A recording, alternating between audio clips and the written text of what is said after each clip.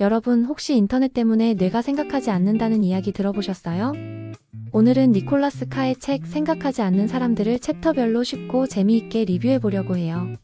인터넷이 우리 삶에 없어서는 안 될 존재가 된 지금, 과연 우리의 뇌는 괜찮은 걸까요? 함께 책 속으로 들어가 볼까요? 이 책의 핵심 내용은 간단해요. 니콜라스 카는 인터넷이 단순한 도구가 아니라 우리의 뇌와 사고방식에 엄청난 영향을 미친다고 주장합니다.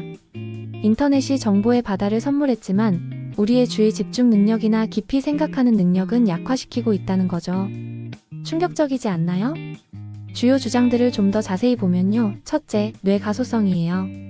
우리 뇌는 고정된 것이 아니라 끊임없이 변해요. 어떻게 사용하느냐에 따라 뇌의 구조와 기능이 달라진다는 거죠. 그런데 인터넷처럼 빠르고 산만한 환경에 계속 노출되면 뇌도 그에 맞춰 변하게 되는데 이게 과연 좋은 방향으로만 갈까요?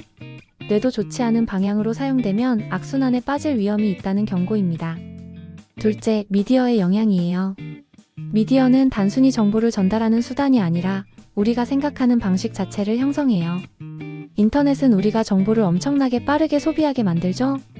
짧고 자극적인 콘텐츠에 익숙해지면서 깊이 있게 생각하는 능력이 점점 줄어들고 있다는 지적이에요. 셋째, 인터넷의 폐해입니다. 인터넷이 우리의 정신을 산만하게 만들고 이해력과 지능까지 떨어뜨릴 수 있다고 경고해요. 너무 많은 정보가 너무 빠르게 쏟아지면서 뇌에 과부하가 걸리고 결국 얕고 가벼운 지식만 양산하게 된다는 거죠. 깊이 있는 사고나 분석, 통찰력은 점점 사라지고요. 넷째, 구글의 역할에 대한 비판도 있어요. 구글 같은 검색 엔진은 더 많은 클릭을 유도해서 광고 수익을 늘리는 비즈니스 모델을 가지고 있잖아요. 이런 구조가 인터넷의 산만함을 부추기고 우리가 한 가지에 집중하지 못하게 만든다는 비판입니다. 구글이 정보를 찾기 쉽게 만들었지만 동시에 우리의 집중력을 흐트리는 데 일조했다는 거예요. 마지막으로 기억의 파괴입니다. 인터넷 미디어가 특히 장기 기억 형성을 방해한다고 해요. 끊임없이 새로운 정보가 유입되면서 뇌가 정보 처리에 너무 많은 에너지를 쓰게 되고 결국 중요한 정보를 오래 기억하는데 어려움을 겪게 된다는 거죠. 인터넷에 모든 답이 있다고 생각하게 되면서 굳이 기억하려 하지 않는 습관도 한몫할 거고요. 자, 그럼 이제 이 책의 내용을 챕터별로 좀 더 깊이 있게 파고들어 볼까요? 1장 컴퓨터와 나. 첫 번째 챕터, 컴퓨터와 나에서는 미디어 발달에 대한 사람들의 반응을 보여줘요. 예전에는 정보를 얻기 위해 책을 읽고 깊이 있게 탐구하는 것이 당연했죠.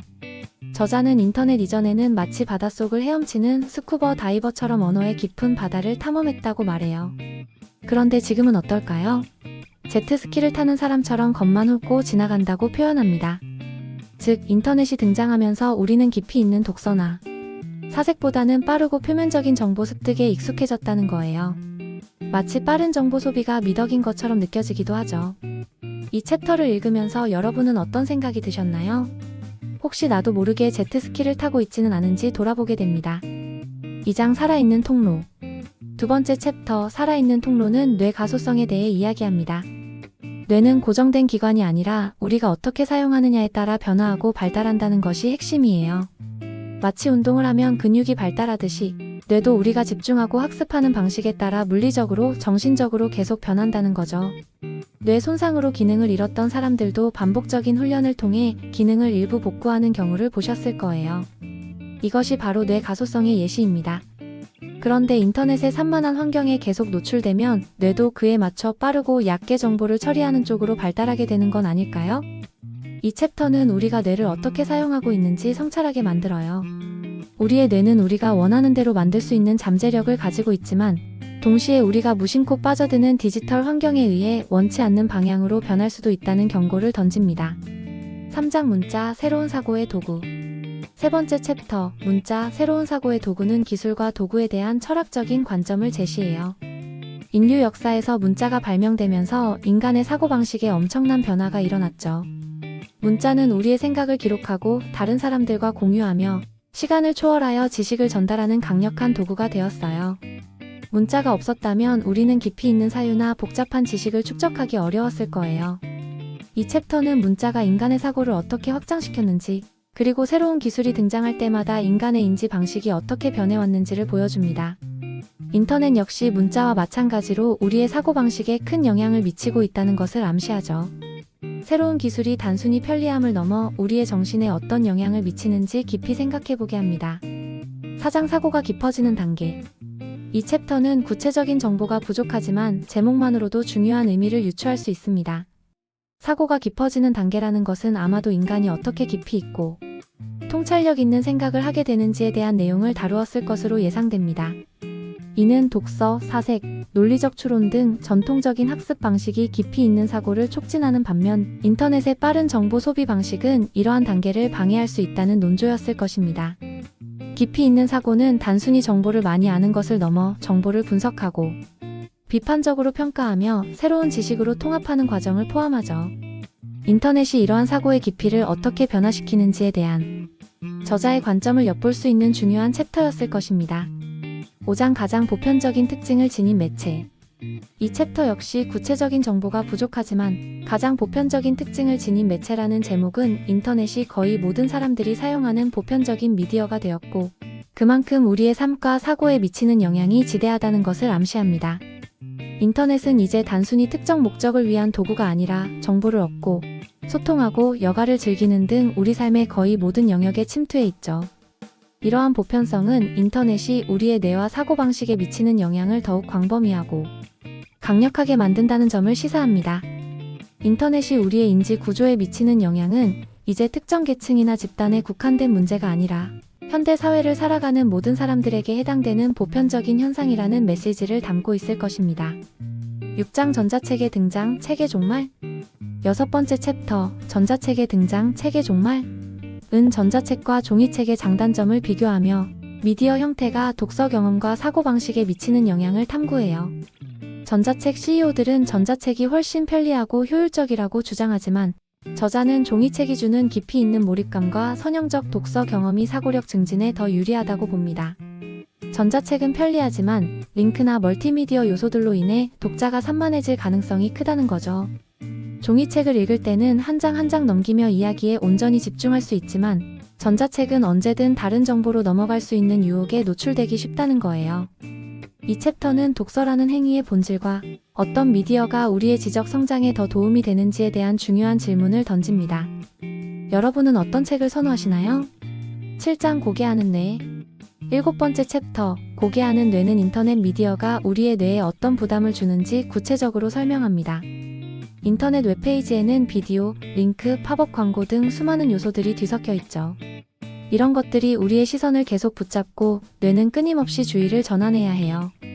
저자는 이를 인지 과부하라고 부릅니다. 뇌가 한 가지 정보에 집중하지 못하고 여러 정보를 동시에 처리하느라 지치게 된다는 거예요.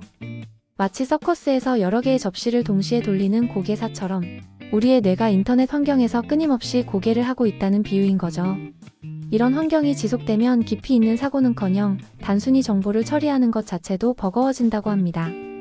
여러분도 인터넷 서핑을 하다 보면 금방 피로감을 느끼거나 한 가지 정보에 집중하기 어렵다고 느낀 적이 있으실 거예요.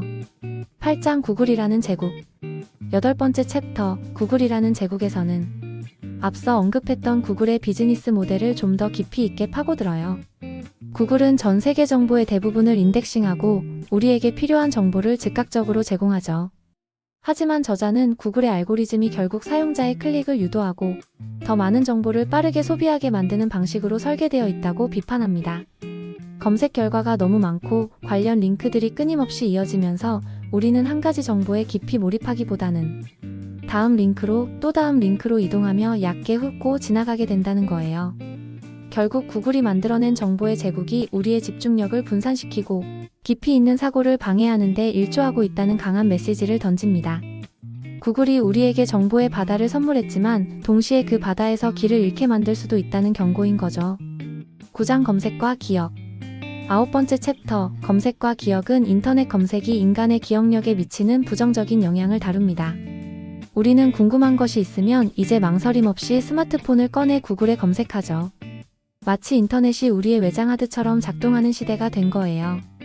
그런데 이렇게 모든 것을 검색에 의존하다 보면 우리 스스로 정보를 기억하려는 노력을 덜하게 된다고 저자는 지적합니다. 뇌는 기억하려는 노력을 해야만 기억력이 발달하는데 인터넷이 그 역할을 대신하면서 우리의 기억 근육이 약화된다는 거예요. 모든 정보를 외부에 저장해두고 필요할 때만 찾아보는 습관이 장기적으로 우리 뇌의 기억력에 좋지 않은 영향을 미칠 수 있다는 경고입니다. 여러분은 중요한 전화번호나 기념일을 예전보다 잘 기억하지 못한다고 느껴본 적은 없으신가요? 어쩌면 이 챕터가 그 이유를 설명해 줄지도 모릅니다. 10장 컴퓨터, 인터넷, 그리고 인간. 마지막 챕터 컴퓨터, 인터넷, 그리고 인간은 인공지능과 같은 기술이 인간의 능력에 미칠 수 있는 장기적인 영향에 대한 저자의 통찰을 담고 있어요. 인공지능이 많은 일을 대신해주면서 우리는 편리함을 얻었지만 과연 인간 고유의 능력인 가치 판단, 공감, 창의적 사고 같은 것들까지 인공지능에 아웃소싱하는 것이 바람직할까요? 저자는 이러한 인간 활동을 기술에 전적으로 맡기는 것이 비효율적일 뿐만 아니라 장기적으로 인간의 능력 발달을 저해할 수 있다고 경고합니다. 우리가 편하다는 이유로 뇌를 덜 사용하게 되면 결국 우리의 지적 능력 자체가 퇴화할 수도 있다는 섬뜩한 경고이죠. 인터넷과 인공지능이 발전할수록 인간은 과연 어떤 존재로 남아야 하는지에 대한 근본적인 질문을 던지며 책은 마무리됩니다. 어떠셨나요? 생각하지 않는 사람들은 인터넷이 우리의 사고방식과 뇌에 미치는 영향을 심도 깊게 분석하며 디지털 시대에 우리가 정보를 어떻게 소비하고 생각해야 하는지에 대한 중요한 질문을 던지는 책이에요. 단순히 인터넷을 사용하지 말라는 이야기가 아니에요. 인터넷의 편리함을 누리되 우리의 뇌가 어떻게 반응하고 있는지 인지하고 능동적으로 우리의 사고방식을 지키기 위한 노력이 필요하다는 메시지를 주는 거죠. 오늘 리뷰가 여러분이 인터넷 사용 습관과 독서 방식에 대해 다시 한번 생각해보는 계기가 되었으면 좋겠어요. 우리 모두 생각하지 않는 사람이 되지 않기 위해 노력해야겠죠? 다음에도 흥미로운 책 리뷰로 찾아올게요. 그때까지 생각하는 즐거움을 놓치지 마세요.